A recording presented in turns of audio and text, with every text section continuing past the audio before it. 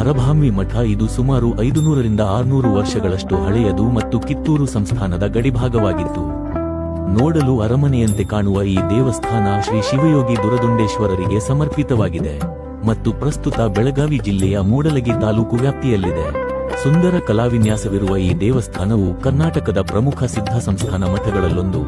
ಈ ದೇವಸ್ಥಾನ ಸುಮಾರು 200ರಿಂದ 300 ವರ್ಷಗಳ ಹಿಂದೆ ಕಟ್ಟಿದ್ದು, ದೇವಸ್ಥಾನದ ಹೆಬ್ಬಾಗಿಲು ದಾಟಿದಂತೆ ದೈತ್ಯಾಕಾರದ ವ್ಯಕ್ತಿಗಳ ಪ್ರತಿಮೆಗಳಿವೆ ಮತ್ತು ಗರ್ಭಗುಡಿಯ ಒಳಗೆ ಶ್ರೀ ದುರದುಂಡೇಶ್ವರರ ಗದ್ದುಗೆ ಇದೆ.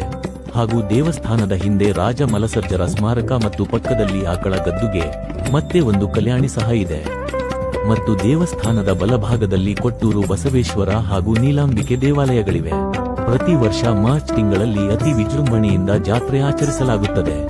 ನೀವು ಈ ದೇವಾಲಯಕ್ಕೆ ಭೇಟಿ ನೀಡಿದ್ದರೆ ಓಂ ನಮಃ ಶಿವಾಯ ಎಂದು ಕಾಮೆಂಟ್ ಮಾಡಿ. ಈ ಮಾಹಿತಿ ಇಷ್ಟ ಆದ್ರೆ ಲೈಕ್ ಮಾಡಿ, ಶೇರ್ ಮಾಡಿ ಮತ್ತು ಫಾಲೋ ಮಾಡಿ.